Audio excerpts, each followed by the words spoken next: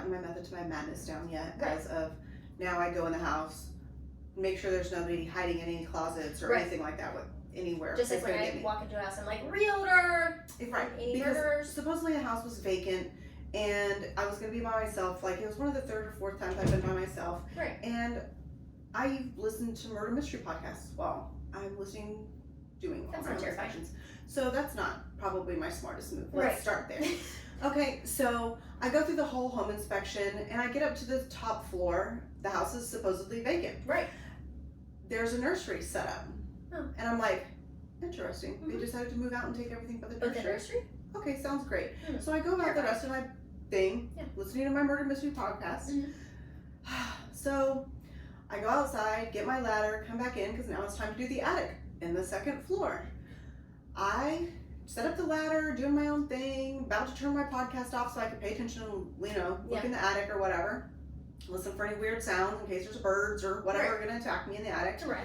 So I open up the attic access and turn to the left, turn to the right, and there's a bunch of baby doll heads. So I scream like a little girl. I scream like a little girl. At the same time, the front door opens downstairs and there's somebody going, hey. And I'm like, oh my God. As I scream like a little girl, it's the appraiser that happens to show up at the same time I'm screaming like a little girl in the attic. And I'm like, sorry, didn't know anybody was here. I just had a heart attack because I'm getting in the attic and there's baby doll heads. He's like, well, I don't have to get in the attic. You okay though? You're like, no. I'm like, no, I'm not okay. And no, I'm never doing this again. Like, is home inspections really what I want to do? So, podcast of Crime Junkie.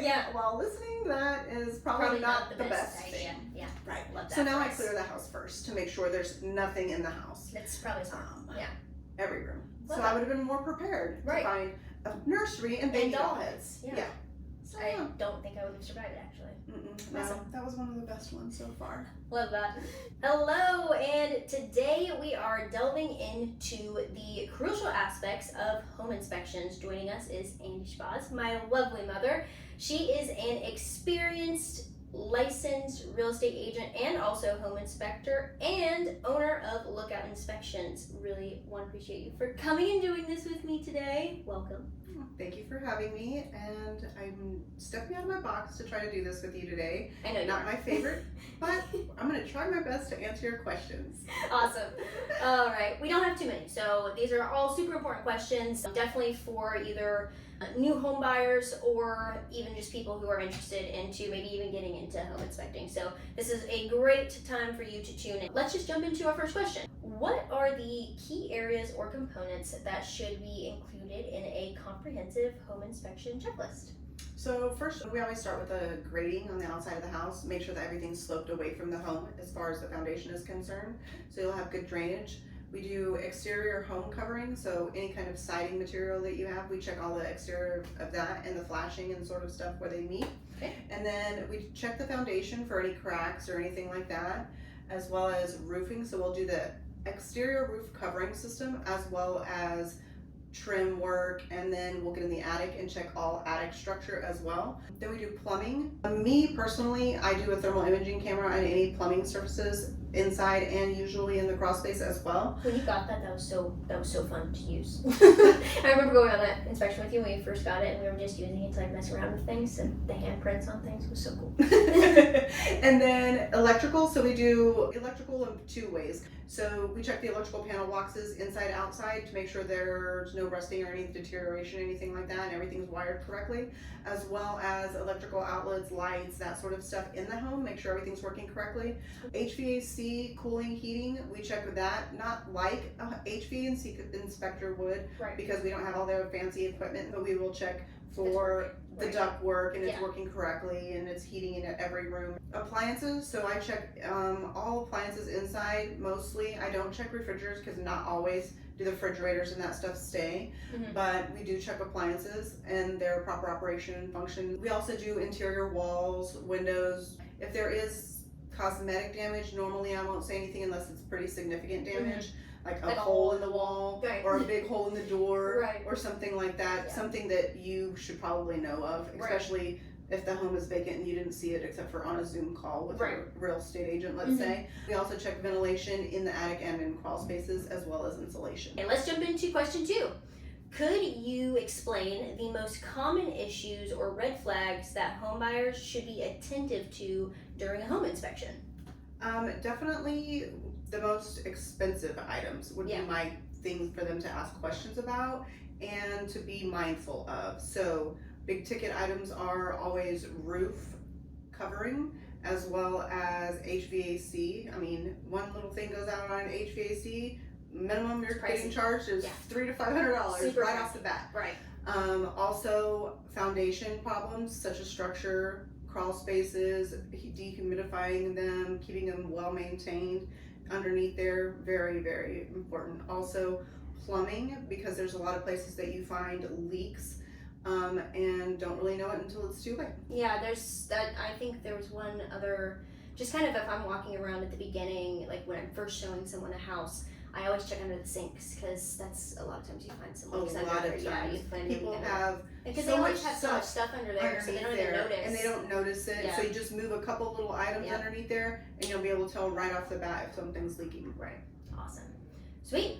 Jumping along here to question 3. How long does a typical home inspection take, and what factors can affect its duration?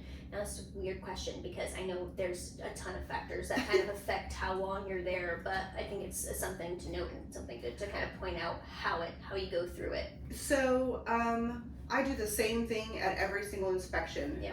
I have a method to my madness. Right. I go every single day, I do exactly the same thing.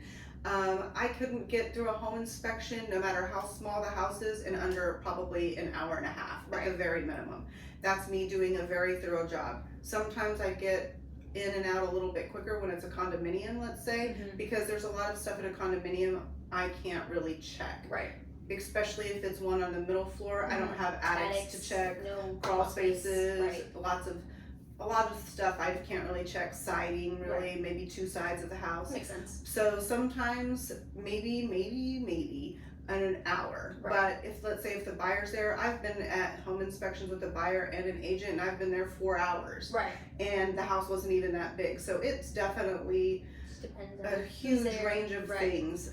Also, if the house is occupied or vacant, if it's vacant, I can do a lot more thorough of a job opening every single window, every outlet, every little place in the house I can check more thoroughly versus when a house is occupied with, let's be serious. Some people have a lot of stuff. Right. Lots of furniture. I can't get to a lot of that. Right. I'm not allowed to move all of their personal belongings. So then that takes a lot less time as well. And you warn people too, like if there's like a big dresser in front of this huge outlets, I can't move that dresser. Exactly. So. And I'm not moving. Let's say, grandma has her urn on the thing. Right. I can't move that. I'm not dropping grandpa. I'm not dropping grandpa. Right. Awesome. All right, we are going to jump into question 4 now. Are there specific seasons or times of the year that are better for conducting a home inspection? Does weather impact the process? Absolutely. So my least favorite time to do an inspection is definitely the middle of summer here in North Carolina. I have to do the best job I possibly can, but there's some attics that it's definitely hard to stay up there because of ventilation. Yeah. If the insulation's stuffed down in those soffits, boy does it get hot up there. So far, the hottest I think I've had it up there was about 130. And it's a little embarrassing to go up in the attic and come back out and talk to the buyer. You're just literally drenched.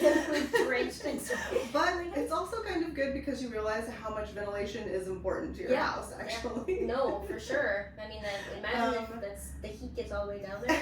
You would be dying in your house. So difficult up there. But another great time to do an inspection, but also bad as well, is rain. I like it when it's raining and I get up in the attic because boy, if there isn't a leak of any kind, you can definitely see it right away. I did an inspection in New Bern quite a while ago, and from the attic everything looked fine. A couple weeks later they had moved in and it was raining down one corner of their house inside the attic, but you couldn't tell it because of where it was running. It was just running down the brick veneer perfectly, and you couldn't see it at all. Now, if it had been raining while I was there, You would have known. I would have known it right away. Yeah. But I mean, if it's raining outside, you can't do as great of a job for siding, roof on the outside. I mean, it's great for leaks inside. Yeah. I think the winter's pretty nice here. Winter's great Yeah. because I can stay in the attic as Yeah, long as as I long want as you to. Awesome.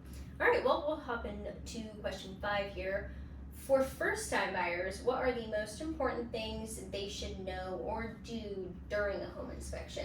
So my advice to first-time home buyers, definitely ask any question you can possibly think of. It doesn't matter how little, how big, if you think it's dumb or not. I've had so many home buyers go to inspections with me and they don't know that they could cut off their water at the street, and in most new construction or newer homes you can have a cutoff in your house as well.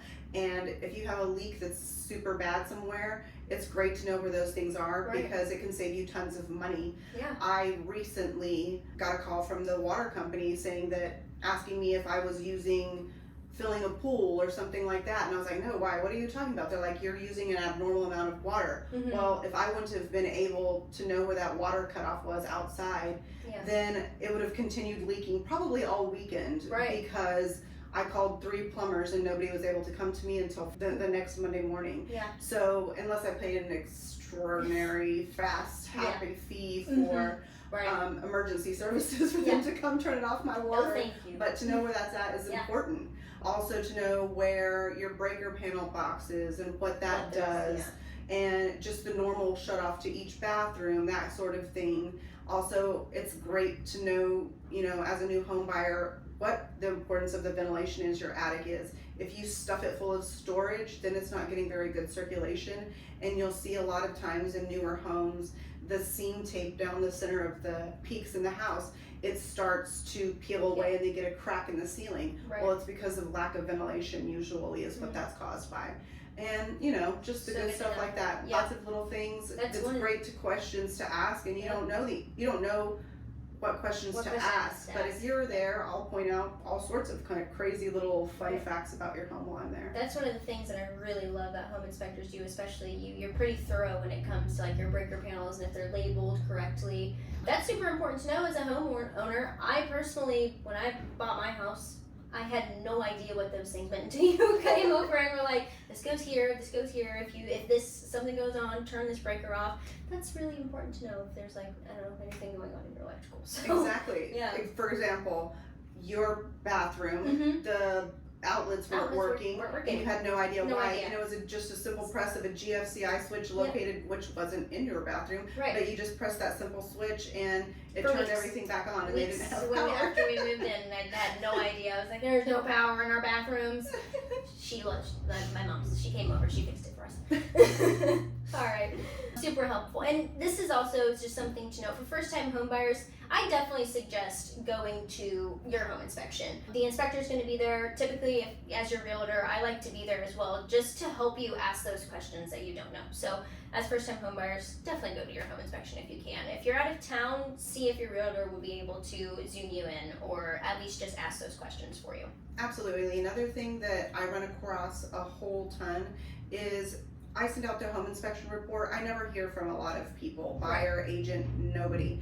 But if the home buyer is there and let's say I call a foundation crack, not necessarily is it a crack that is detrimental to your home, or, oh my gosh, I shouldn't buy this house because there's a crack in the foundation. Just know, if you're knowledgeable or you have a good agent that knows what cracks to be more leery of or not, or if you should have an engineer or a licensed general contractor, or if it's something you should worry about. A lot of the cracks are not super detrimental to your house. It's just something to be mindful of, and a lot of people jump over the moon about the wording of stuff in reports or the way they're said. I mean, if you have questions, call your home inspector. They should definitely be able to answer those questions and put your mind at ease. Yeah, absolutely.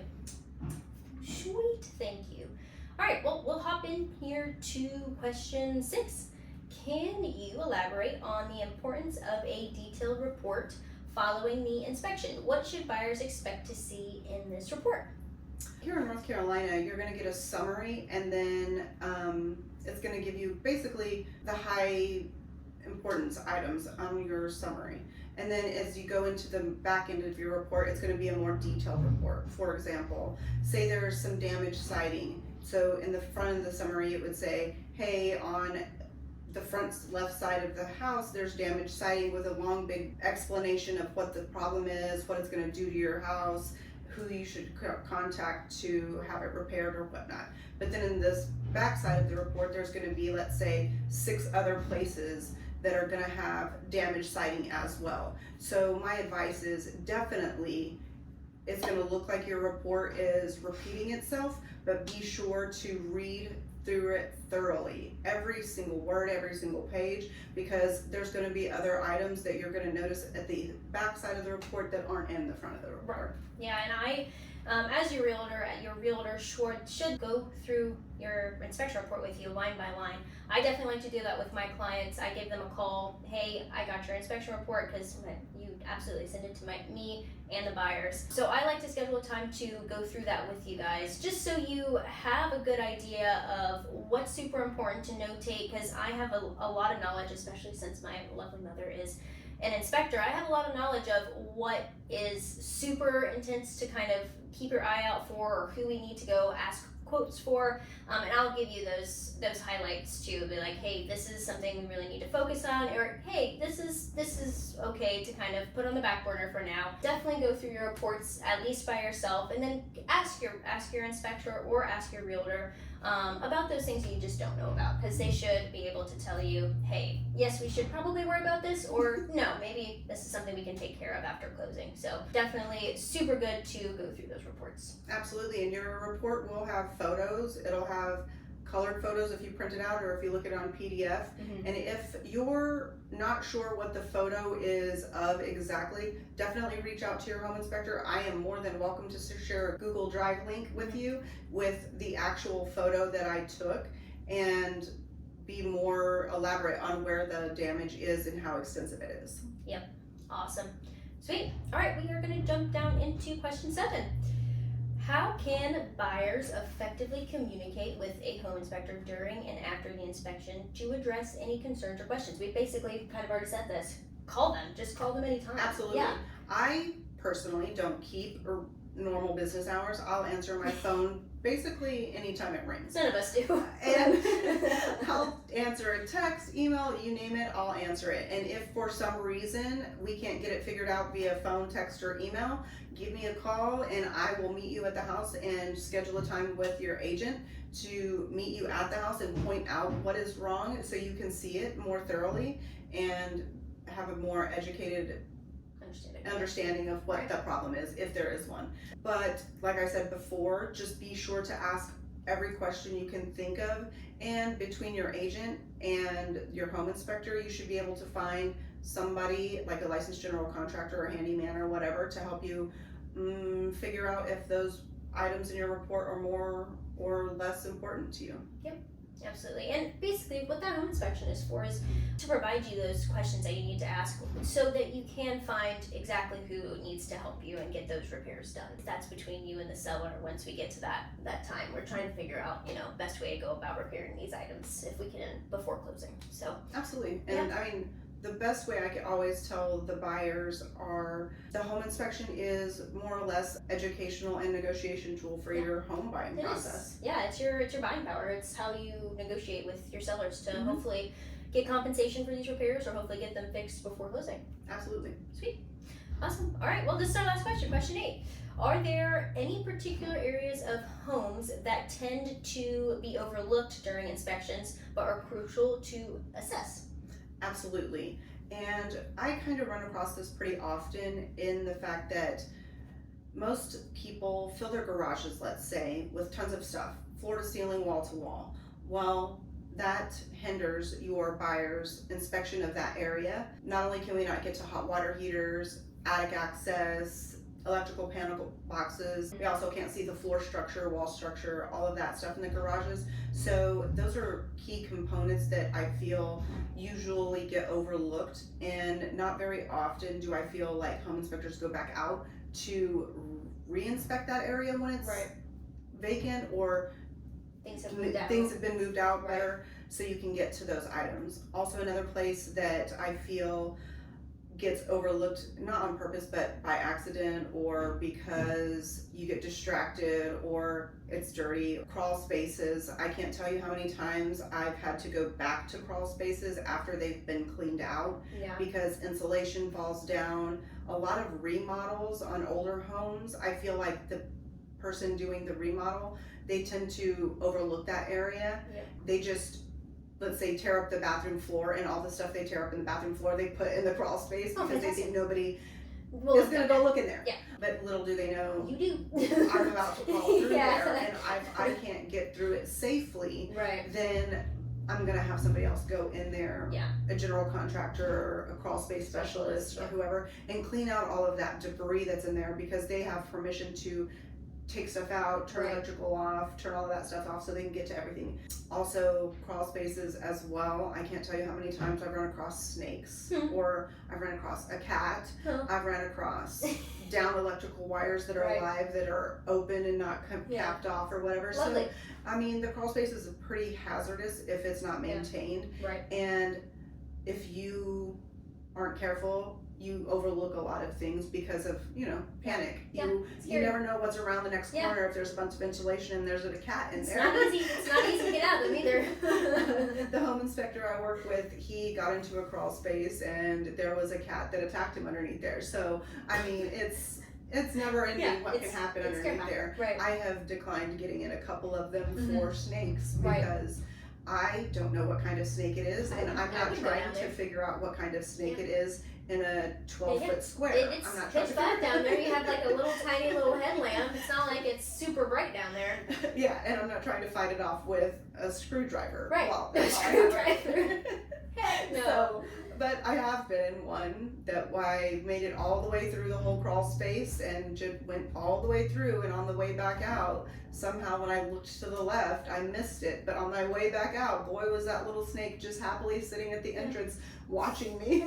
And I just moved very gently as close as I could that I thought it was safe, and then I leaped out the hole and closed it back up and put a note in the report that there is a snake in the crawl space. Might want to have a pest inspector go out. But I feel like those areas are a lot places that are looked over. Also, the attic, just because people put a lot of storage in the attic. Your attic isn't necessarily built for storage, so storing tons of stuff up there causes a lot of stress on the structure and damage usually. But if we can't get in the attic, then you can't really inspect that area as well. Awesome. All right.